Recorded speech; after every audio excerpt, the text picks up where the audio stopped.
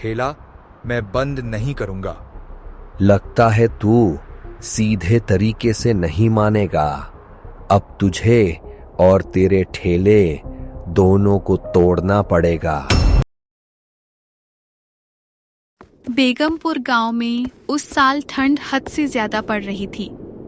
सुबह होते ही घना कोहरा चारों तरफ फैल जाता, रास्ते धुंध में छिप जाते और लोग धीमे धीमे चलते दिखाई देते।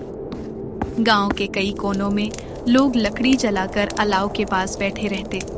कोई हाथ सेक रहा था तो कोई ठंड से बचने के लिए पास ही खड़ा था। गांव के बाहर खेतों के पास बनी एक छोटी सी झोपड़ी में सलीम, उसकी पत्नी नादिया और 5 साल की बेटी हीना रहते थे। झोपड़ी के अंदर तीनों ठंड में बैठे हुए दिखाई देते हैं। दरवाजे के पास से ठंडी हवा अंदर आ रही है। नादिया हीना को पास बैठाए रखती है। हीना ठंड से सिकुड़ी हुई चुपचाप बैठी है। सलीम उन्हें देखकर चिंता भरी नजर से बाहर की ठंडी धुंध की तरफ देखता है। सलीम रोज सुबह ठंड में अब्बास के मटन बिरयानी ढाबे पर काम करने जाता था। मटन काटना, मसाले पीसना, देगची में मटन चढ़ाना, बिरयानी को दम देना, हर जिम्मेदारी सलीम की थी। लेकिन इतनी मेहनत के बाद भी अब्बास उसे बहुत कम मजदूरी देता था।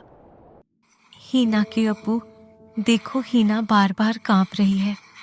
इस ठंड में उसकी तबीयत खराब हो जाएगी। क्यों ना आप अब्बास से फिर से कह दें, थोड़ी मेहनत की दिहाड़ी बढ़ा दें।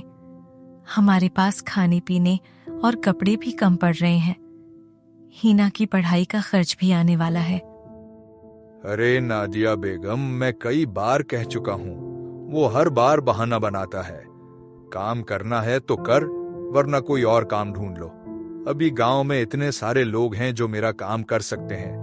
पैसा बढ़ाने की तो सोच ही नहीं सकता।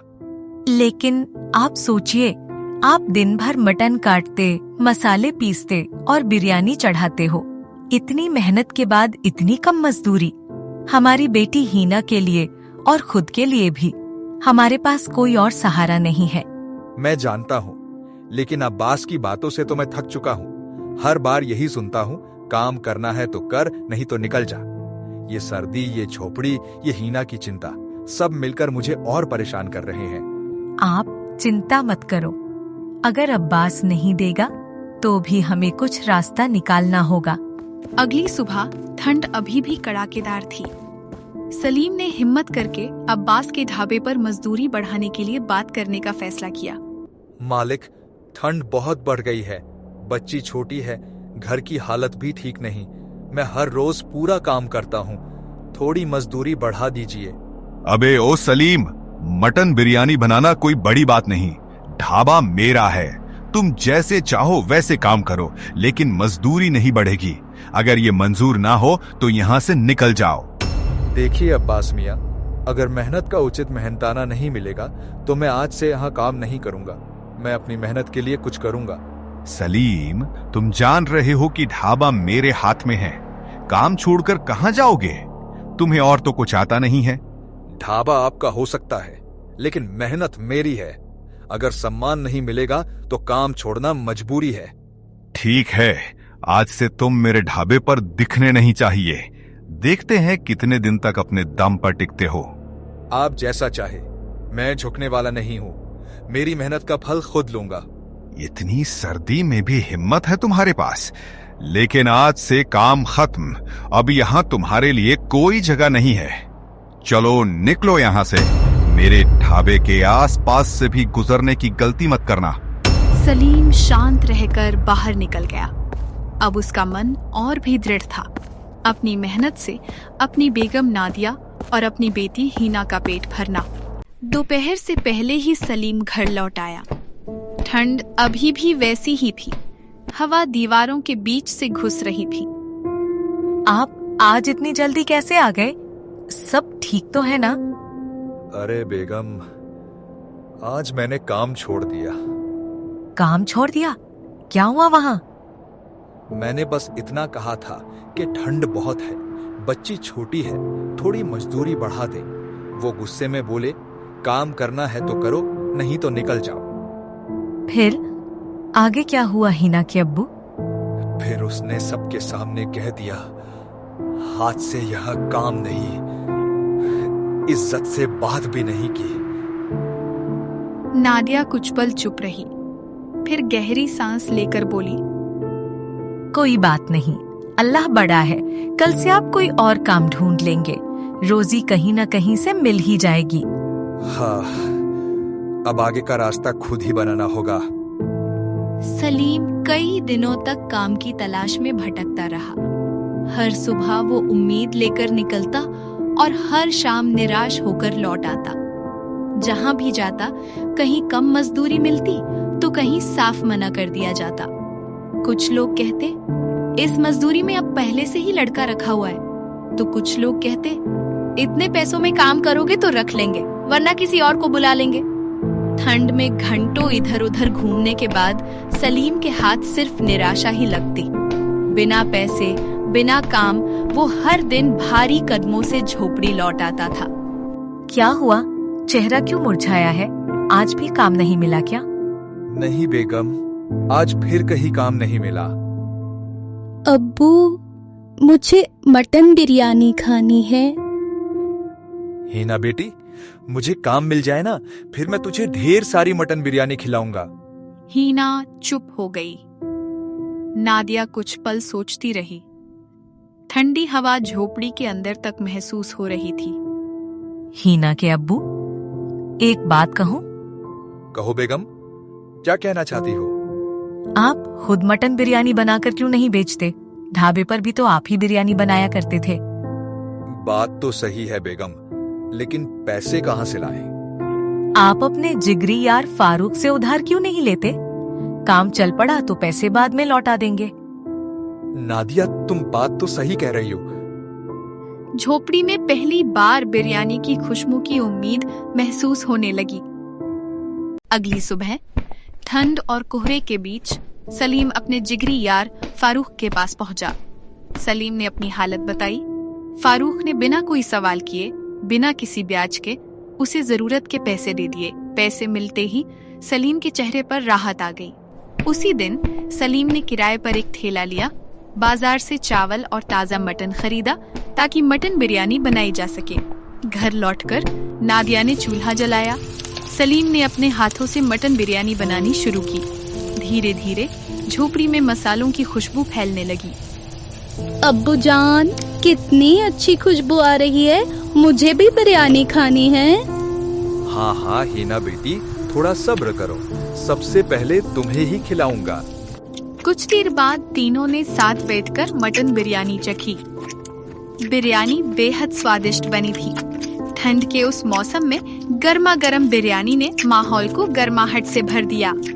बिरयानी खाने के बाद सलीम बिरयानी का बर्तन ठेले पर रखकर अपना ठेला लेकर गांव की चौपाल की ओर निकल पड़ा। सलीम ने गांव की चौपाल पर अपना ठेला लगा दिया। ठंड तेज थी, हवा में कोहरा घुला हुआ था। जैसे ही गरम मटन बिरयानी की खुशबू फैली, लोग एक एक करके ठेले की तरफ जमा होने लगे। अरे सलीम भाईजान, ढाबे पर काम छोड़ दिया क्या? अरे हाँ भाईजान, अब तो तुम ढाबे पर दिखाई ही नहीं देते और अब्बास भी ठीक से बात नहीं करता। उसकी मटन बिरयानी में अब वो स्वाद भी नहीं रहा। भाइयों, आप चिंता मत करो, आपको तो पता ही है, वहाँ पर भी मटन बिरयानी मैं ही बनाया करता था। वही स्वाद अब आपको यही मिलेगा। अरे भाईजान, जल्दी करो, ठंड इतनी है कि गरम गरम मटन बिरयानी का बहुत मन कर रहा है। सलीम ने फुर्ती से सबको मटन बिरयानी परोसी। लोग खाते ही रुक गए, एक दूसरे की तरफ देखकर मुस्कुराने लगे। वाह सलीम भाईजान, यही तो असली स्वाद है। सच में इतनी ठंड में ऐसी गरम मटन बिरयानी, दिल खुश हो गया। ठंड के बावजूद लोग गरम मटन बिरयानी लेने बार बार आ रहे थे। देखते ही देखते सारी मटन बिरयानी खत्म हो गई। सलीम ने दिन की अच्छी कमाई की। कई दिनों बाद उसके चेहरे पर सुकून की हल्की मुस्कान थी।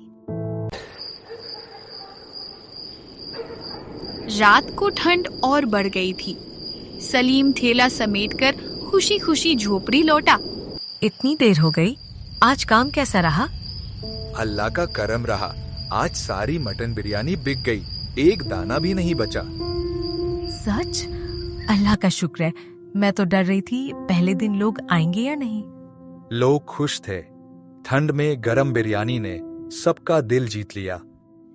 नादिया के चेहरे पर भी कई दिनों बाद सुकून दिखाई दिया।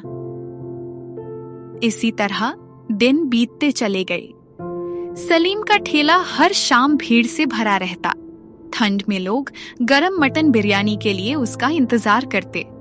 लेकिन दूसरी तरफ अब्बास का ढाबा दिन भर सूना पड़ा रहता। कभी कभार एक दो ग्राहक आते भी तो मटन बिरयानी का स्वाद उन्हें पसंद नहीं आता। एक शाम अब्बास गुस्से में अपने गुंडों को बुलाता है। उस सलीम की वजह से मेरा पूरा काम चौपट हो गया है। तो फिर क्या करना है मालिक? जाकर उससे कहो अपना ठेला बंद कर दे। और अगर वो ना माने तो उसका ठेला तोड़ देना और सलीम को अच्छी तरह से धो देना। बिरयानी बनाने के लायक मत छोड़ना। अब्बास की आंखों में जलन साफ दिखाई दे रही थी। उसे ये मंजूर नहीं था कि सलीम आगे बढ़े। जब सलीम का ठेला फिर से ग्राहकों से भरा हुआ था, तभी अब्बास के भेजे हुए 2 गुंडे वहां आ पहुंचे। उनके चेहरे पर घमंड और गुस्सा साफ दिख रहा था। सुन सलीम, आज के बाद ये ठेला यहाँ नहीं लगना चाहिए।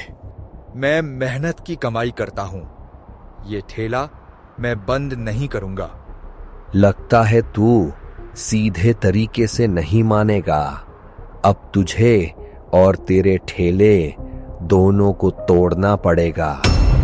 गुंडों की आवाज सुनकर ठेले के आसपास खड़े सारे ग्राहक इकट्ठा हो गए। ठंड में भी लोगों का खून खौल उठा। हिम्मत है तो हाथ लगाकर दिखाओ, हम सलीम भाईजान के साथ हैं। हाँ हाँ, हम सब सलीम भाईजान के साथ हैं। जो करना है करो, लेकिन पहले हमसे बात होगी। भीड़ बढ़ती जा रही थी। हर तरफ से आवाजें आ रही थी। सलीम ईमानदार है, उसकी मटन बिरयानी हमें पसंद है। जुल्म यहाँ नहीं चलेगा। इतनी भीड़ और लोगों का गुस्सा देखकर गुंडों के हौसले टूट गए। वे इधर उधर देखने लगे और फिर चुपचाप वहां से भाग निकले। गुंडों के जाने के बाद सलीम की आंखें नम हो गईं। भाइयों, आज आप सबने मेरा साथ दिया। मैं आप सबका दिल से शुक्रगुजार हूँ। शुक्रिया क्या भाईजान, आपकी मटन बिरयानी हमें दिल से पसंद है। और आप मेहनती इंसान हो। हम ऐसे आदमी को कभी अकेला नहीं छोड़ेंगे। उस दिन सलीम का ठेला और भी मजबूती से खड़ा हो गया। इसके बाद सलीम और ज्यादा मेहनत से अपना काम करने लगा। दूसरी तरफ अब्बास का ढाबा पूरी तरह सूना पड़ गया। अब्बास की सारी हेकड़ी धीरे धीरे निकल चुकी थी। जहां घमंड हार गया, वहीं मेहनत जीत गई। ठंडी रातों में सलीम की मटन बिरयानी सिर्फ पेट नहीं, लोगों के दिल भी गर्म कर रही थी।